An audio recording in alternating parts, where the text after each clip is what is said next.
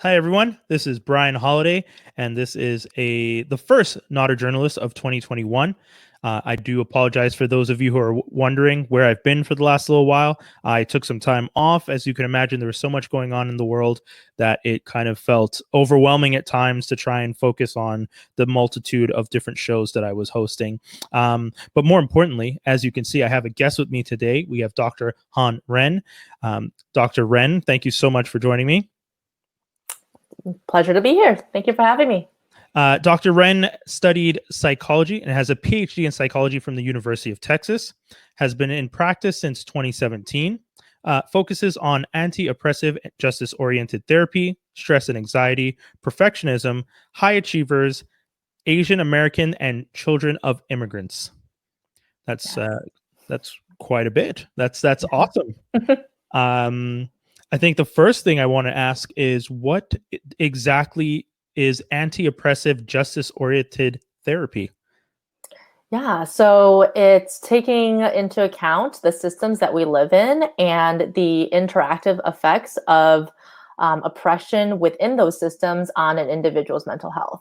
Nothing happens in our lives in a vacuum. And so my approach to therapy is very much systemic and examines the multitude of contributors to a person's functioning, especially around issues of racial trauma and the intersections of other oppressive dynamics, class, gender, privilege, all of those factors. Yeah.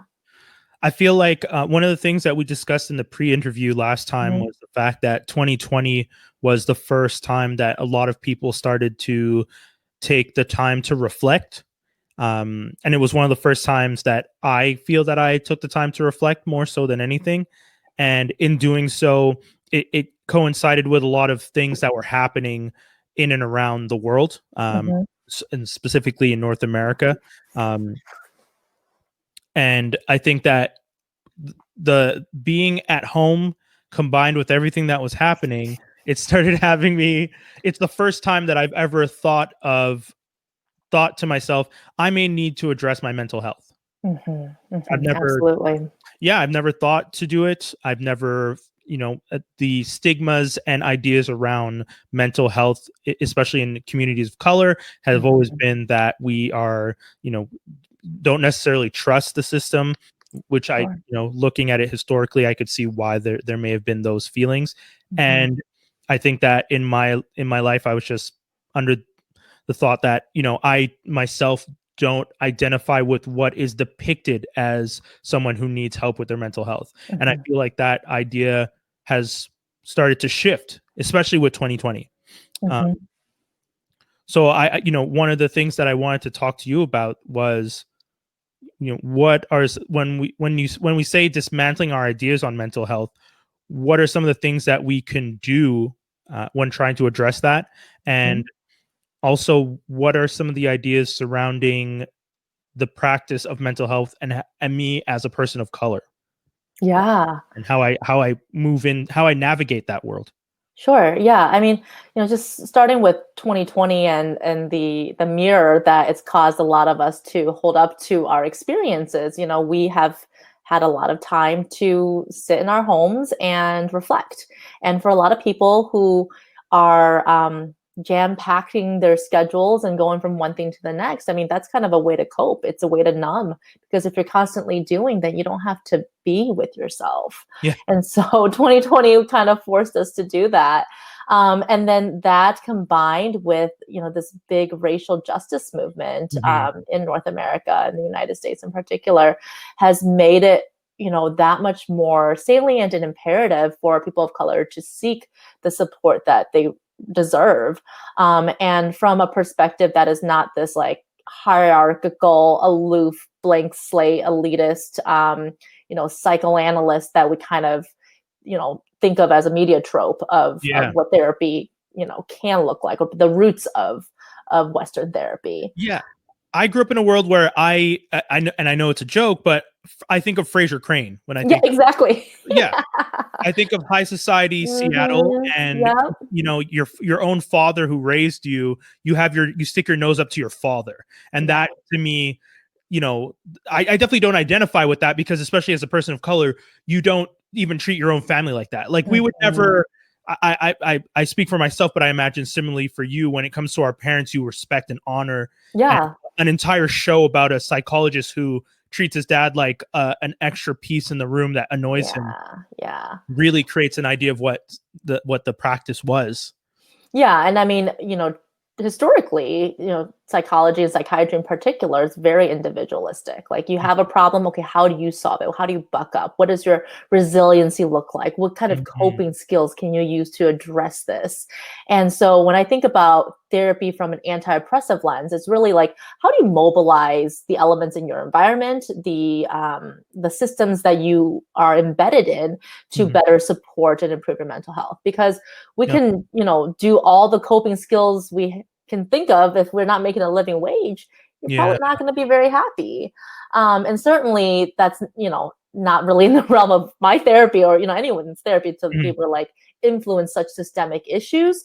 But, the treatment is, okay, so we are embedded in these systems. So how can we do what we need to do, but also, take into consideration the interactive effects of the systems at large, and how we challenge those where warranted and possible, Mhm. and if not, like how do we respect the culture that you grew up in, the collectivist orientation for a lot of BIPOC folks, and how do we like mobilize collective care and community care.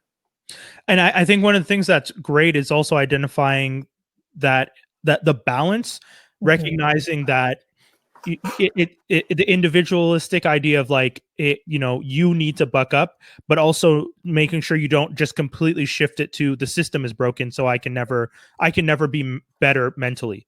Right. It's finding that balance, and that's something that I you know because it's true. I've started to 2020 was definitely the year where you couldn't ignore it. Yeah. Like Yeah. there's a lot of sitting in this room by myself, and Hmm. a lot of thinking about like I feel happy. I think Hmm. I'm happy, and I think Hmm. we discussed it last time we spoke for the pre-interview. I can feel that and think it, but I can also tell there's something missing. Hmm. Hmm. And what are some of the things in my case? It was just like, well, what do I do? Hmm. I think it's very much that moment of looking at the system, seeing that the system's broken, and then as my best friend and I say, you gotta laugh, because then we just laugh, and then we start to worry like, hey man, we really laugh a lot, but we're not really addressing or identifying what we should do after we laugh. We just keep Yeah. laughing. um Yeah, I mean, humor is an excellent coping yeah. mechanism. It's a necessary one. And I mean, Yeah. humor and music and like more kind of embodied practices Yeah. are, very necessary and a big part of communities of color and Yeah. how we thrive and celebrate and connect with each other. I think it's just what the conversation was in before 2020. Him and I would always just laugh. Hmm. Once it got to 2020, we got scared that we were only laughing, and we Yeah. were like, this is the first time we would ever be like, maybe the laughing's not enough anymore. Like, Yeah. It's like laughing until you started crying. yes, yeah. There's a lot of like laughing so hard you cry, and then you're like, am I just crying now? Yeah, yeah. It's a reckoning. It's definitely Yeah. been a reckoning for a lot of people, A lot of kind of existential questions come up. People Yeah. examine their life choices, their meaning making, Mm, their careers, their family life. yeah. People are at some pretty big crossroads, just kind of across the board when it comes to why am I here and how do I make the best of my time here? Yeah. And when you see like grief and loss on this scale, I Yo. mean, it's of course, it does humble you to a point where, even the most like hubris detached person, has to take pause and notice Yeah. it. Yeah. Yes. Yeah. We touched on it a little bit, but to go back to it, when we say anti-racist practices, for, like there's something you said last time that you feel that sometimes we internalize white supremacy, and I didn't when you said it, I was just like, oh, I've never thought of that. I never thought of, but I realized that but I also did at the end of our conversation make mention that I specifically spoke about Jeffrey Katzenberg and how the relationship, that the situation he had with regards to trying to find a journalist. And I've talked about this on a few different podcasts, but I'll mention it really quickly. Katzenberg was interviewing journalists for something that had to do with Quibi and was working with a black woman as a producer. They had a black gentleman with an afro who was auditioning, and Katzenberg kept making references to the woman that this gentleman does not appear professional.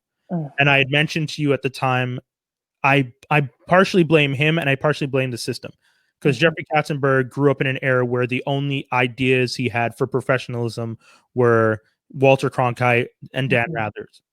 And, it's a perfectly coiffed hair and a suit and a specific tone and delivery. And anything less doesn't come across as professional. But then I realized Katzenberg's not the only person that does that. I feel like there's a lot of us who might do that. Oh, absolutely. And how do I even go about identifying that? I'm 37 and I feel like I've only just realized that recently.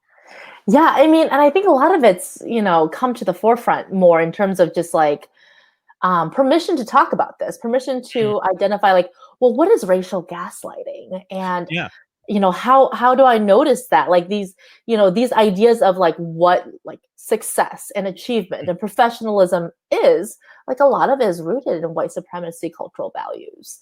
And so part of like dismantling white supremacy and internalized white supremacy is like checking ourselves of like, why do we believe the things that we believe and how do we learn them?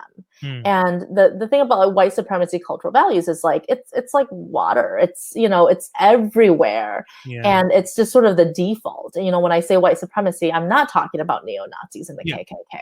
I'm talking about the idea that the white person, the white body is the default, the norm, the standard, and everybody else has to kind of rise to meet that. And so, when we think about like, what does professionalism look like in our lives, and how can we pass in certain circles as a professional? People of color, like we know there's code switching. Like even like for me, like how much of an accent or like talking Chinglish, like how much of that I do in different settings. And then like, when you look at media depictions, like in examples like the emasculated Asian male, like up until recently, most Asian men were, sidekicks that were there for like shits and giggles. So, so it shows up everywhere, when people are like, well, Han, you would know the answer to that, right? It's like, well, why? Oh, because you're Asian, right? It's like, no, maybe it's not duh. It's duh because our society has trained us to think duh. And like, I have been very much trained to like laugh at that, Yes. Yeah. And like, oh yeah, what a compliment, but it's not. No. Oh my God. Yeah. I spent, I recently posted a meme about a young white woman says to a young black girl, oh, have you listened to this new insert very popular black hip hop artist? And the person's just like, no, I haven't listened to it yet. And then the white person goes, I swear I'm more black than you. And I posted that and I said in the comments, in the caption, if I had maybe $5 for every time I heard this when I lived in the suburbs, I would have been able to pay off my parents' house, buy a bigger house in the city, and pay off the taxes on the house for 5 years. Like, I really wanted to hammer home the point that it wasn't just I could have bought a new house. I could have paid the taxes, because it was said so regularly with such ease, comfort. And I always wondered, why was it so easy for it to be said to me? And was there anything that I was doing? Like, there was a lot of internalized blame. I always felt like maybe it's me. Maybe I'm should I be acting quote unquote more black? Should I act more stereotypical to what they want so that they don't even feel comfortable to say something like that to me? Because I didn't like it, but I would laugh because I would also be afraid that if I reacted negatively, they would get scared. And fragility will show. Yes. And that's so uncomfortable. It's all the time. Yeah. Yeah. I mean, and that's something that, like, you know, we reckon with a lot as people of color. Like, you know, what am I doing to invite this? But like, ultimately, whatever we do to invite it is a matter of survival. You know, like, I'm sure you've, you know, I'm not sure, but like, I would venture a guess that you've learned to code switch and to blend in and assimilate regularly because it is survival and adaptive for you. Yeah. And so when you mirror the dominant culture and your mannerisms, and then people like say, "Oh, you're not black enough," like that's such a racially gaslighting thing to say, and it puts the blame back on you. When you know you didn't ask for that, you're just trying to survive. Yeah, and I also might just not like the artist. Right. Exactly. Like I'm allowed to not like this rapper. Sure. And my race and how I identify shouldn't be limited to those specific boxes. Yeah. I mean, no culture is a monolith. Yeah. Yeah. And I always wondered, and then it made me wonder because there's also those moments of like, well, is it that there's a jealousy that, like, because I was raised in a very much a devil's advocate world where I would regularly have these discussions with my mother. We had great debates and discussions, and then I went on to study interpersonal communication in university with Professor Robert Danish, who was, you know, that class was wonderful because it always asks you the question, try and understand every aspect of it.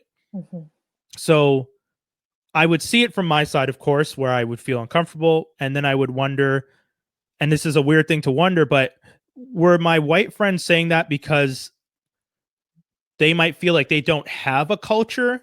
So when they say something like, "Oh, I'm more black than you," it gives them a sense of like, I identify with a culture for once. Because when I look at because we talk about the dominant culture and the dominant default, but default and normal usually means baseline. There's nothing added to it. It's just nothing exceptional, unique, special, interesting. It's kind of bland. Yes. So and I think it's equally unfortunate, like on that end, to feel like, well, then I don't have anything, so I want to say something, but then it's racist. Right. Well, I mean, you bring up a great point because there's a trade-off, you know, with the control and the power that comes with white supremacy is you forsake your ethnic identity. You know, when you think about like, well, what are white things? Like, you know, you kind of think of some, you know, I don't know, like hot dogs, apple pie, whatever. It's like not like very, but you know, it's like what's a Polish thing? What's an Italian thing? What's a French thing? And then you think of all of these like ethnic cultural things. But like when you think about like white culture, you know, they have kind of snowballed and like absorbed a lot of elements of other cultures, and that's the trade-off of power. I mean, you kind of see the same thing with like Christianity. You know, you go and like, you know, have these what's it, mission trips, and you kind of like colonize existing indigenous religions and you roll it all up. Like, oh, you can still pray to your God, kind of, but it's like really our God is the umbrella God, you know? And like, it's interesting because like you kind of also see it with like QAnon these days, you know, with like, oh, you're an anti-vaxxer, you belong here with us. And like, whatever conspiracy theory it is, like be bring it in. Us. Yeah. There's interesting phenomenon that happens there. Interesting. That is fascinating. I didn't even think about it that way. That snowball. It starts with like a little snowball that you roll down the hill, then it turns into this much larger thing that encompasses so many things as it goes along. And then, you know, it just makes me think about everything that was happening in the States. If you're watching this, we're recording this on MLK Day, which you know, was one of the things that we were excited to do because it felt like I mean, it's also Blue Monday, funny enough, but it felt like a great day to try and discuss some of the things that we feel both as people of color and try and identify the things with regards to mental health and what we do subconsciously. One of the things that I noted here: implanted cultural ideas and concepts that frame the way we think. Mhm. When we talk about, I feel like we've touched on it already, but when we talk about how we as people of color connect and or I feel, I'll rephrase. Right now is the first time that I feel, at least in my life, that the different groups of color are Mhm. reaching out with an olive branch because, and I've always thought it when I was younger, as communities of color, we can't be with the separation is there on purpose. Oh, And yeah. and unless we reach out and work together, those separations will always keep us back. I mean, that's a tool of imperialism. That's a tool Of of the course. colonizer. You don't want them to band together and Yeah. collude against you. That's a threat.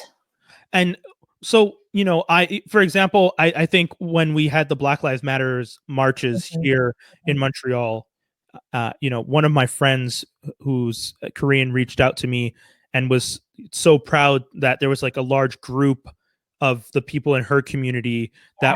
that were working together because they wanted to be like a chapter in the march. And I thought that was so great to see because I mean, I'm young, I guess old enough to have remembered what happened in the LA riots and Mhm. how Mhm. that started. So to Very see, different. Yeah. yeah, to Mhm. be here in 2020 and to hear her say that and to know, her and I regularly have conversations. We've worked together on different projects, and we sometimes discuss the representation of in the Black community and in the Korean community, and how those two communities have seen each other in the past and how they can work together and see each other in the future. And I always think it's so beautiful because she's young and she's passionate, and I can tell she genuinely sees the world as everyone is equal, and I love that that is continuing and growing. Mhm. Mhm. But then it also makes me think of, she's healing the past wounds of our, like, and I'm helping heal the past wounds of our two communities. Uh, is there it? Can we do that without our parents? Is there Mhm. Mhm. like, or better yet, how are the ways that we can do that and include our parents? I think that would Mm, probably be mhm. the better way to ask that. Because I Yeah. mean, in my case, my parents are liberal and her parents are liberal. So I mean, for us, we're fine. But for other kids Yeah. in that situation, how do they overcome the generational trauma slash Mhm. ideas around the culture and the community and how they've been separated? Yeah, yeah, and I think, like, for a lot of people I see and a lot of my clients, um, you know, they are doing the work for generations. They're going to therapy because everyone in their life who really need to go to therapy Yeah, refuses to. yeah, And yeah, and so they have to, and I remind them of that because they're like, God, this is so hard. This is such hard work. And I've been at this for years and I feel like I got like years to go. It's like, yeah, yeah, because you're doing the work not for only yourself, but your parents and your grandparents and also your unborn children. Like yeah, you're healing both up and down. You're becoming you're healing your own generational trauma, but you're also becoming a better ancestor by yeah. doing this work. Ooh, I love that. A better answer. Yeah. That's beautiful. Yeah, I can't take credit for it. It's Layla Syed's, me and white supremacy, her Okay. verbiage. Yeah.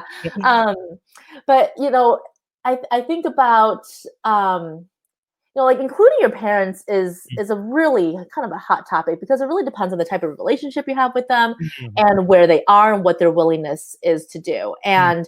And for a lot of the older generations, they're just not there, and it's going to be more of a rift and more of what's the word I'm looking for? Like a disrespectful, like Oh, interesting. disrupting the hierarchy to try Okay. to Yeah. change their minds about their established beliefs. And I Mm, think in those cases, it's really important to know and just consider the context that in which they grew up. Like every immigration story is a trauma story yeah. because you are leaving everything in order to make it in a different land. Yeah. And the tolls of that is that oftentimes anything like, self-concept and actualization and self-reflection is a luxury. They don't have time for that. They Yeah. got to do like physical safety, shelter, put food on the table. And so their priority in raising us was to make sure our basic needs were met. And then for us, that is a gift of the ability to achieve some sort of reflection, awareness, and self-actualization. Oh, wow. Man, that is, thank you. That is, yeah. I guess I never, understanding that, especially for my mom. Yeah. My mom came over when unfortunately, my grandfather passed before. I mean, she was Mm. 17, and then Mhm, she came mhm, over at such a young age and was here and had left everything that she knew behind to come and live in Canada. And I think she went through a lot. And yeah, I mean, my mom and I have a wonderful relationship, and she's someone that I can turn to and have great conversations with. And I guess I never really thought of it because that idea of when we're kids we see our parents as indestructible, and then as mhm, we're mhm. older we see that they're not indestructible. They just worked really hard, and and Yeah. and in some cases we're guarded, which is Mhm, fair. And I guess I never really understood why, but I guess that statement really hit home as to understanding, like, oh, potentially, guarded in some ways because, like you said, it was about survival, mhm. and it was, and yeah, I guess I never really thought of immigrating as traumatic, but I can't imagine it's ever not a slightly traumatic Yeah, situation. like even in the best case scenarios, you're Yeah, leaving everything you're leaving your home and your people. that's And fair. yeah, I, you have to assimilate in a whole new place and fit in and try to make it work. I find traveling traumatic alone, let alone trying to. I do. Yeah. I'm not. I'm. I never feel comfortable when I travel. Mhm, I constantly, because I guess that comes along with so many things that we've talked about. Like, I'm a person of color. I'm often mhm, going to places that are not predominantly a blend. In my mhm, travels, mhm. I won a trip to Australia once. I Mm, won a trip, not one, but I was a delegate for a conference to Zurich, Switzerland. So I've been mm. in very white dominated Yeah, spaces yeah, yeah. on the times that I've gotten to travel. And I think when I was in those spaces, there was a lot of, I was very guarded because I was just like, I don't see anyone that looks like me. Yeah, you And can't hide that yeah, element of your identity, like if you have a certain religious practice, like you can sort of hide that sometimes, yeah, or your political views or whatever. But when it comes to your racial identity, that's yeah, really I front and wear it. center. Yeah. Yeah, you wear it quite literally. Yeah, yeah. And it was just interesting because those trips were fun. I had an amazing time. I got to go with a close friend of mine in on the Zurich trip. He's Mhm. also a person of color, and we did, once again, that thing I mentioned where we laughed at most of the situation. So Yeah. at one point we sat in was it a station, like subway station Mhm. that like was like, because in Montreal we also have this where like multiple buildings connect to one subway station, so there's like a kind of like a mini mall underneath, Mhm. Mhm. and we just sat there counting how many people of color we saw for an Yeah. hour because we were waiting for the hotel, and we did it to laugh, but also I think we both needed to feel like we weren't literally the only people of color. And that was an alarming feeling. Like, we, Mhm. the whole time joking about it, but I look back and think, ah, yeah, like we needed that comfort. Mhm. Again, that's yeah, survival. Yeah. Finding some recognition. Ah, I don't know. Yeah, that's it's such a stressful thing sometimes when I think about it. Mhm. Um, Mhm. I and just dealing with the ideas, and I think one of the other thing that we talked about that I makes me think of is that feeling comes from, I guess, the idea, like we were saying, that there's that separation. Mhm. And I sometimes wonder, like, how do we make it clear to other groups? And we had, when we did the pre-interview, we had this conversation. there is no scarcity in the world, that as people of color, we are not trying to take your space or your places. We are all equal. There's enough for everyone if we all work together. Mhm. And as and also trying to say it without reminding them the only reason you're scared that there's scarcity is because historically your ancestors went and took everything Pillaged. and pillaged. And the reason you see it as scarcity is because everything was taken from a lot of these communities, and now Mhm. is that I feel like you might be afraid because you think we're coming back to get ours, but we're beyond that. I think at this point it's not about getting ours, it's about just accepting we there is enough for all. Yeah, yeah. I mean, although I do support reparations and land Of course, back as yeah, well, yeah, but it's yeah, like we're not asking for anything special. We're just asking for an equal chance. yeah, yeah. I would dare say that the reparations is because again, that idea of for them to feel like there's scarcity, or that if we came for reparations that they would lose something. You're not losing anything if you have to pay out the reparations, like, Right, because your ancestors have built that safety yeah, net, you know? It's like exactly. you can think There of it was, as like, something as like buying a house. Well, why don't you just borrow your down payment from your parents? yeah, If you have generations to build that wealth in your family as a white family, like, mhm, yeah, why wouldn't you? Of course you just borrow it because it's like a drop in the bucket. Or I mean, maybe yeah, not, that's definitely but a yeah, yeah, generalization. yeah, But like for the overwhelming or a much greater proportion of people of color, they don't have that safety net. They yeah. don't have the generational wealth to tap into. And it's and one of the other things that's weird is we also have a sense of fear when our not fear.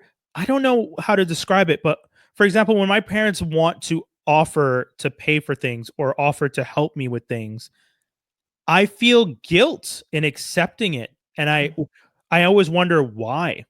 Like when Mhm, my partner and I uh, put a down payment on a condo, and we now have this place. And one of mhm, the first thing my parents offered was, "We'd like to get you the fridge and the stove, the mhm, appliances. That's mhm, our gift to you." mhm, And I felt guilty accepting that. mhm, mhm. Why did I feel guilty accepting that? Because I have other friends that I know, and no offense to them, but they're white and they got it, and it was just, and in some cases it was understood that I expect it. Yeah, there was an entitlement to it. Yeah. Yeah, yeah. I mean, a lot of it goes, back to like, what did you see your parents doing as a child, right? Were they struggling financially? Mm, Was it hard for them to make ends meet? And now, like the blood, sweat, and tears and sacrifice that goes into a gift like that versus when everything comes with kind of this ease and yeah. this privilege. Like, it's not something that certain groups of people have to think about. And I think like with the collectivist identity too, like it is a lot more within communities of color like ingrained that you will take care of your parents. you Yeah. will you will ensure that they live out their lives in comfort, and preferably not in a nursing home for as Yeah. long as possible. And that's part of it, is like, okay, well, if you treat me to this, are you going to have enough for yourself? Mm, And wanting to make sure that they stay comfortable for as long as possible too, because you are thinking about the collectivist greater good of the family, yeah. and not just whatever you feel entitled to. Yeah. Yeah, yeah, it's true. That is it. The I don't think my parents struggled, but I definitely, as I mentioned to you off air, and some of you might know, but not everyone knows.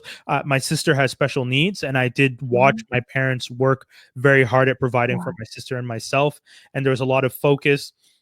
My parents regularly joke that they didn't raise me. They made sure I just didn't get myself hurt, but they were so focused on my sister. And I always tell them, like, well, no, you raised me. And they're just like, yeah, but you know, it's not like we did anything. You kind of just developed into this person on your own. Mm, mhm, And I mhm, and I, I don't think so. I think I definitely have traits from my mother. My interest, my mom taught me at a very young age, no matter what you do, there's a good chance that people are going to judge you. Mhm, So mhm. if that's going to be the case, be your honest self. Yeah. Don't try and hide or try and change who you are for anybody, because they're going to develop an idea before you even speak. Mhm, I mhm. think it was her nice way of giving me the "you're a young black man in this world" speech, Mm, without specifically saying as making it race oriented. yeah, like, be aware of who you are and where you come from. Yes, yeah. Yeah, yeah. And I, and then for my father, I think my ability to speak to literally anyone, my father Mhm, could talk to anyone at any time. There was no, the idea of shame that some of my friends feel, or this idea of pride, when your pride will be hurt if someone doesn't want to interact with you. I don't have that, and I think I get that from my father. Um, I grew up with the I don't think my parents ever taught it to me, but I did grow up with the idea that if I speak to someone and that person doesn't wish to speak to me, did I know that person 5 minutes ago? And will I know that person minutes from now? And did you actually lose anything? mhm, mhm. And I was thought to myself, oh no, it's an interaction. If anything, you just learn from the interaction, but you can move Sure, forward. yeah. Um, Do you think there's a part of you that learned, social flow and charisma as a way to disarm people oh because of what it's like to be approached by a black man in our yeah, society? 100%. The first time and it's unfortunate, but the first time I heard the N word hurled at me, I was 6. Oh gosh, I'm so Yeah, sorry. Yeah, and and I had to, and I didn't know what it meant, so I had to yeah, ask my mom, because as a 6-year-old, I didn't know what the word meant, but I knew what the tone meant, yeah, yeah, and that's the thing that I think, as I knew I didn't understand the word, but the way the person said it, it felt like a threat. yeah. It was not good. No, yeah. So I Mhm, asked my mom, mhm, and then my mom was very sad. Um, and then yeah, and I think there was a lot of times where as I grew up, that I kind of had these weird interactions. At 13, it dressed in my Sunday best at a church event, standing outside of a subway station.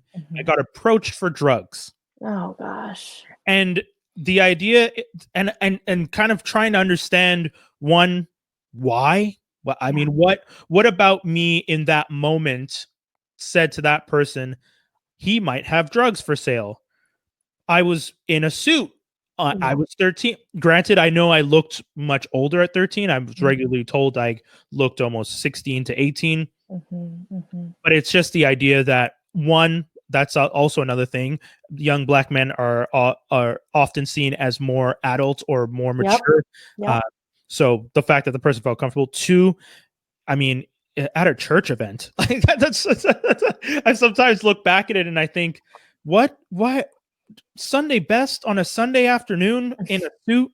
Just what? And I still don't get it. Yeah, the irony. Yeah. Yeah, and it also throws it back to our conversation about appearing professional. I was Mhm.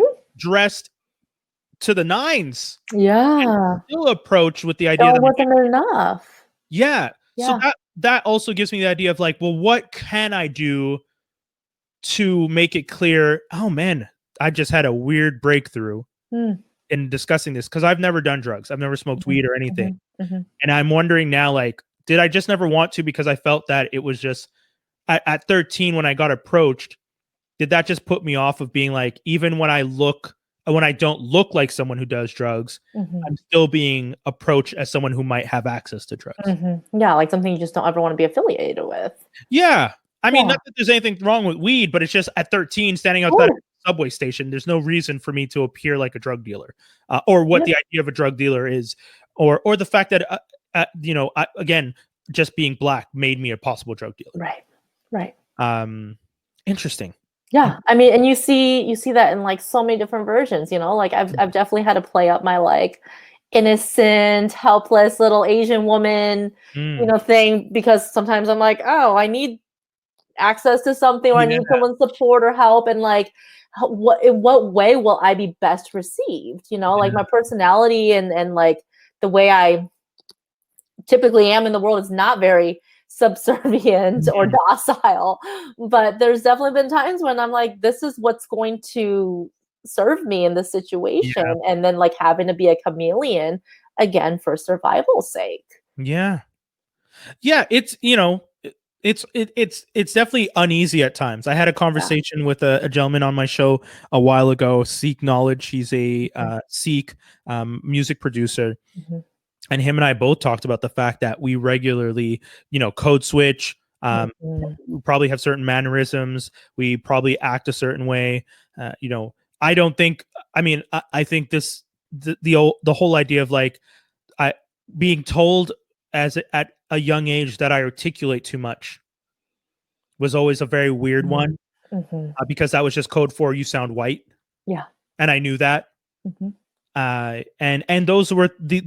these are things that I just felt a lot throughout my life. And I think it brings me back to the beginning of our conversation, the internalized white supremacy. Yes.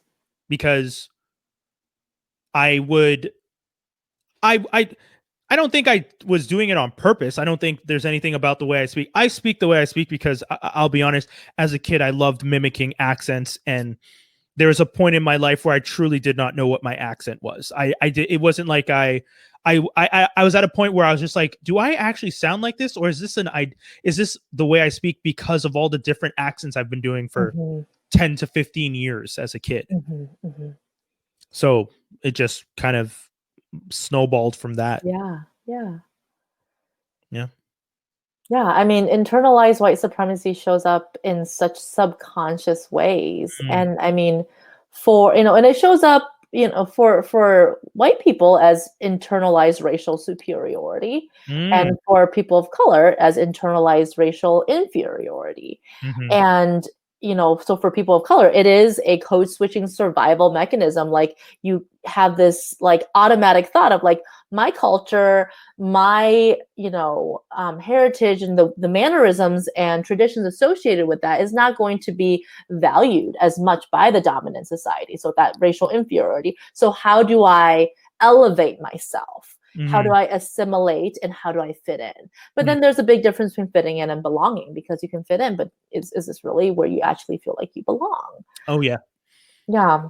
And then I think for white people, this internalized racial superiority, it's like, well, duh, this is just how things are. Like, I'm not, I don't have like, this isn't a race thing. This is just like courtesy, like when it comes to like perfectionism and telling things in a linear way, and the worship of the written word and punctuality and all of these elements that like, we kind of think of in like the corporate academic world as like just like what garners success and what like achievement looks like. But then it's like, well, why? Yeah, man.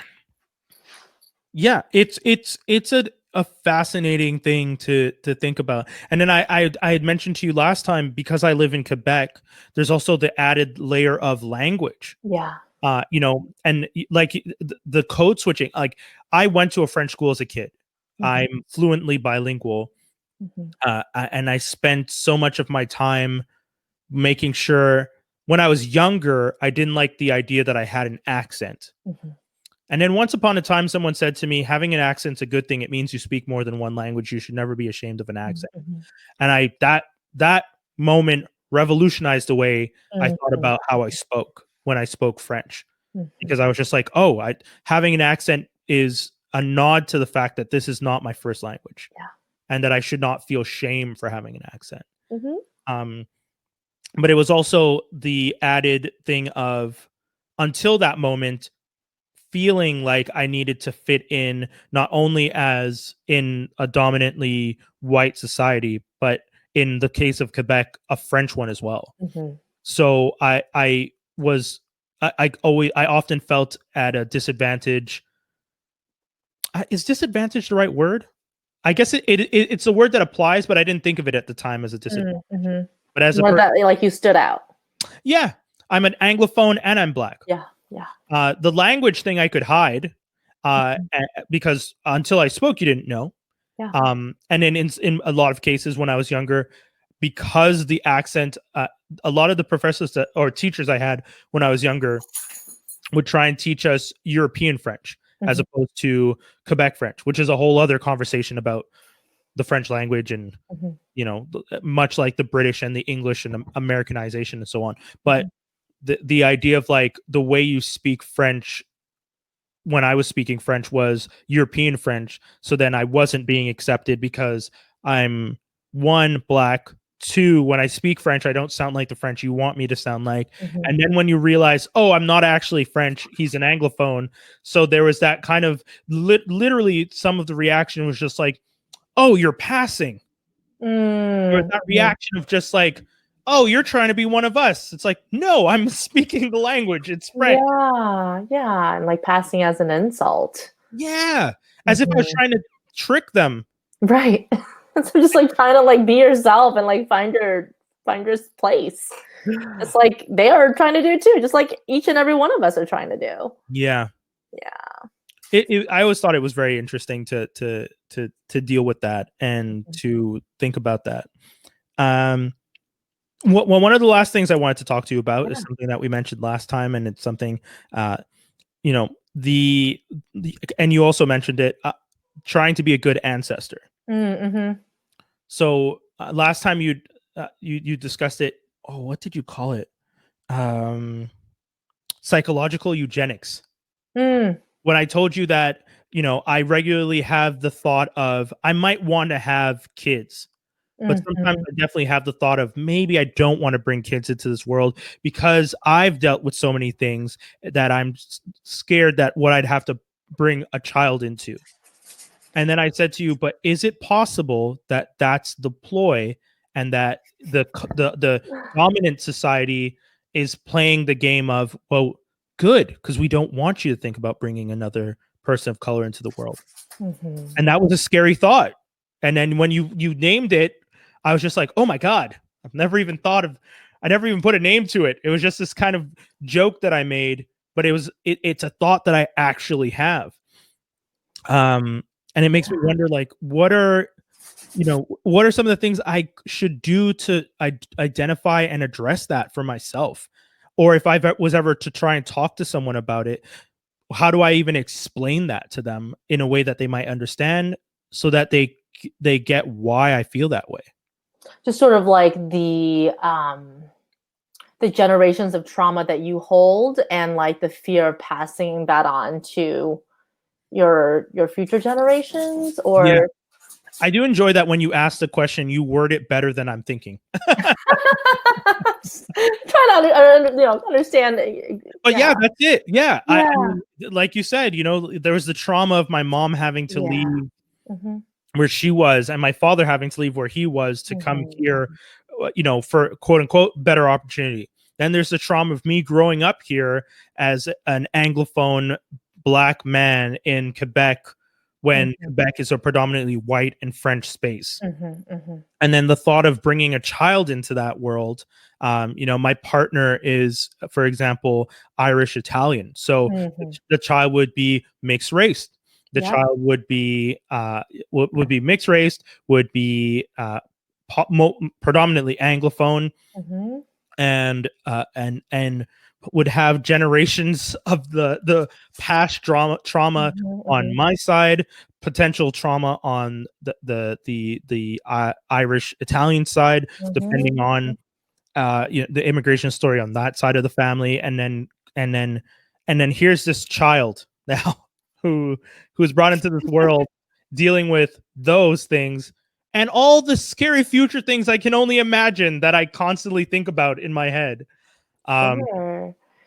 Yeah, it's interesting because as you were talking, I was just really reminded of like, white supremacy hurts everybody, including white people, because they have their own intergenerational trauma. Like if you think about like before they immigrated to North America, like medieval times, which is like hundreds of years of brutality and plagues and famine and war, and it's like they carried all of that in their bodies when they arrived on this stolen land, and then like was like, oh well, we're going to enact on you guys like what the things but like what an act of resistance survival is. And I mean, I'm not even saying this like, oh, you should have a kid, but so much like, you know, a gift that I think, you know, a lot of communities of colors, like, we are forced to reckon with this. We are forced to examine, like,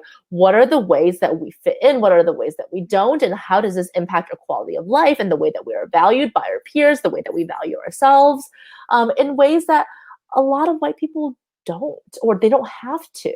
And so they carry all that trauma, but they're not examining it, you know, and they feel very entitled to spoils of the earth. Yeah. And they're not actually asking themselves these questions, and, you know, and coming from this like rugged individualist perspective. I mean, that's really toxic, and you kind of see like the culmination of some of that in like Trumpism and the Capitol coup and the insurrectionists that, you know, we are seeing in the United States right now. And so, yes, like, there will be trauma, but there is everywhere. It's a matter of, what do you do with what you now know? And how do you use that information to bring awareness to how and why you think and do the things that you do, and what you are intentional about in passing on to future generations. And that's the greatest gift that we can give as good ancestors, you know, no matter what our race is. And that's why it's just as important that white people do this work too. And you know, really challenge their internalized white supremacy, and you know, engage in anti-racist practice, and you know, examine the way that systems of oppression operate in their lives, because it hurts everybody. Yeah, it's holding us all back. It is. Yeah. Dr. Han Ren, my God, thank you so much. This conversation was amazing, fascinating. I feel like I learned so much. Hopefully, I've discussed things that will help other people address some of the internalized ideas they have, any of the thoughts they have, any of the feelings they had, any of the doubt. I think that's one of the things. One of the reasons I was most excited about speaking with you is because when I saw your initial post on Instagram, which was shared by one of my friends, shout out to Bianca. When she shared it, and I saw that first initial post about internalized white supremacy and mental health, and breaking down the ideas and the myths behind mental health, and I was just like, whoa. And it was like I mentioned, it was one of the first times that I had ever thought, I might need to actually address and look at my own mental health. And it kind of just coincided perfectly that I was thinking that, and I saw your post, and it makes, you know, social media become such a, as much as it's a double-edged sword, but it is such a powerful tool sometimes, because it did connect me with you. Yeah. So I definitely appreciate it for that, and I appreciate that you took the time to speak with me. You know, is there anything that you feel I may not have touched on that you would love to at least just mention for the people that might be listening?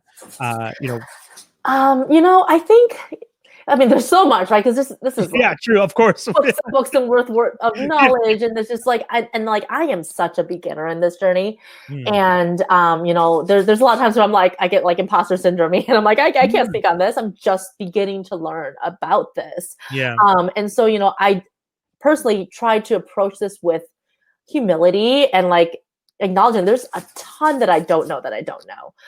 But with that said, a lot of people let that like fear of like, oh my God, am I going to say the wrong thing? Am I going to get it right? Like, it freezes them in their tracks. So they're like, I'm not going to try it. I'm not going to attempt it. And, you know, anti-racism is not a spectator sport.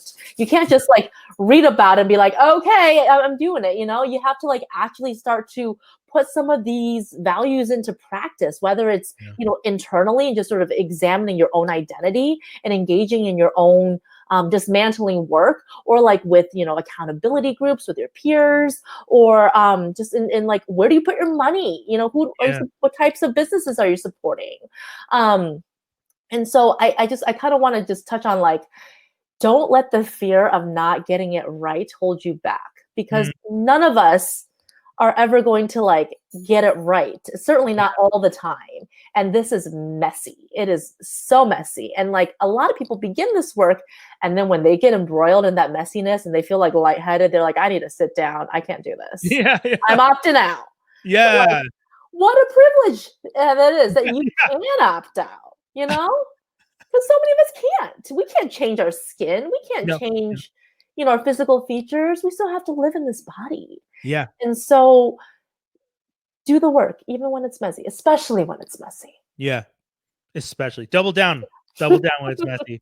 Yeah, And and seek help. yeah. We can't do this by ourselves. Like none of my ideas on racism are original. They're Mm. all things I've worked on in community and have learned from my people, Yeah. and my chosen people, and so make sure you establish that collective care because it's an essential part of undoing this and challenging this individualism element. I do want to ask, now that you mentioned it, was there a turning point for you when you realized, like, I want to focus on this now more so Yeah, than ever? yeah. What was it? I've always kind of wanted to like it would be great to like counsel Asian Americans, people who have similar lived experiences. And Mhm. when I started my practice, it was right after Trump was elected. Mm. And that was when I was like, oh shit, like there's a lot of people who are scared to Yeah. exist because of this. And that's when like race and racism was really brought into the forefront of the national conversation.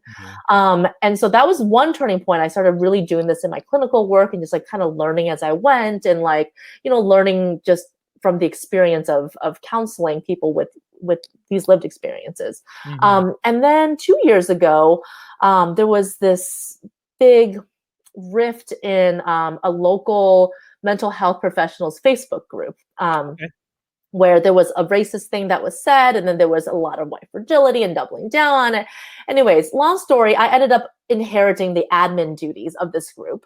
Oh, wow. Okay. And so I was like, okay, how do I build this out intentionally into an anti-racist and anti-oppressive space? And so like, recruiting different moderators and like writing the group norms and cultural values and moderation protocols. And it was really shocking to me that how many mental health professionals were so fragile and like Oh. didn't even consider this as like a clinical area of concern or interest. And Oh. that's when I was like, I really have to focus on this Yeah. as my passion, as my practice. Mhm. And not only like with my clients but also educating other clinicians, because in grad school you learn like, oh, cultural competency, but like that's not really even a thing. You can't be Yeah. competent in every single culture. Yeah. And Yeah. so then what, so yeah, and like a lot of the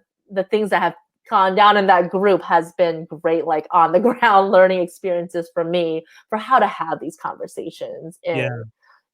a frank, direct way. And just like a lot of my own internal work of like, virtues that I thought were like really great. At one point, I realized like, oh, like, that's actually a trauma response, or Oh. that's like my model minority part coming out, like trying to be like palatable to people. Yeah. And so just like really, really learning about that as I went. Wow. Yeah. That's amazing. That's I mean, it's unfortunate that that happened in that group, but I feel like you've spun it into such a beautiful thing, and the work you're doing is so great. And like I said, for anyone who's watching this, for anyone who's listening to this, if you go onto social media, if you follow at dr.han.ren on That's Instagram. that's Yeah. And Instagram. then on TikTok, it's the same without the dots. There you go. So for anyone who's interested to follow, I would highly recommend it because again, you regularly discuss these things, Yeah. and that moment, that those two moments, like you said, when in 2017 when your practice started, and right around when Trump got into office, and then that second moment, those pinpoints that led to you turning your social media platform into a space that's inviting and informative is so wonderful. And again, I'm so happy that I came across it through my friend Bianca, who I saw was following you. So I'm sure Oh, she's yeah. going to be very excited. And again, I thank her because I feel like I've learned so much, and I've had. Again, this is the first time for me that I'm considering looking into speaking to a professional, and Yeah. I hope you do. Like yeah, we could all benefit from it. And and that's it, right? And I'm looking like, again, I'm in Quebec, so it's not as easy to find a person of color or someone that I feel would understand. And it's also the language, because I might find, like, I've seen there are some that are people of color, professionals of color in psychology, but they predominantly speak French, and I would feel more comfortable speaking, not because I can't speak French, but because I know I would express myself better in English. Your native tongue. Yeah. So, so there's a lot of that, trying to find those balances and those fill those things out so that I can feel comfortable moving into that space. But like you said, one of the reasons that I didn't do it so far was there was a fear, because I was afraid of the overwhelming. And we talked about this last time, how the anger as a control for fear. So there was one time where I got really upset when I first started looking, because I was just like, well, there's nothing there for me, so I just stopped. And then I realized, well, no, there is. It's just going to take work, and it's important to do it because it will benefit you. And I think reaching out to you was one of the first steps in getting over that discomfort. So and I'm so glad you did. That's another, like, and the social media thing is super new. I started this like November, end of October. Oh wow. So like, it's like I'm like, I don't really know what I'm doing, but I'm like, I'm just gonna post something every day. But I mean, what I realized is, like, so many people are like, wow, you give me hope that there are clinicians like you out there. Yes, exactly. And so I'm like, you okay, really do. It's a template, Yes. No, honestly, you really do. Seeing those posts and speaking with you has definitely given me the sense that I will be able to find someone. It may take time, but it is possible. And that's great. I like the hope. It's like I said at the beginning, 2020 is this time of a lot of reflection and stuff like that. And there's been a lot of weight, and even just working in this office. And sometimes I mentioned it on my other podcast, that sense of like, there's no commute home, so I can't leave anything at work. Work is in my home. It's the same space. And those are all things I want to talk about. And, talking with you has really given me that sense that I can find someone. And I look forward to it. Thank you. And thank you again. Honestly, thank you very much for this. This was a great conversation. I very much appreciate it. I appreciate your time. And it's a nice way to end Blue Monday, as some of my friends have been constantly reminding me. I'd like to think of it more as Martin Luther King Day. And I think something that all the things that he stood for and all the things that he said, one of the things that the connecting with the different communities, that all the kids will play together. And I think, like we were saying in this conversation, if all the communities of color can work together, and the dominant the society recognizes that, hey, there's no scarcity, we can all link and work together, that would be better. Collaboration over competition. Yes. Oh my God. See, every time, again, I think it, and then you say it better than how I'm thinking. And I appreciate that. Oh, well, thank you so much for having me on. This was really fun. I'm really glad to, speak with you and to have met you and get to be here. Awesome. Pleasure. Is there, other than TikTok and Instagram, is there anywhere else people should check you out? My website, drhanren.com. Perfect. Yeah, under construction, but new version should be out, maybe by March. So. Awesome. I'd like to raise a glass. Yes. I still have my glass. So cheers to you. And cheers to wonderful, mentally healthy 2021 for everyone. Yes. Thank you so much. Take care.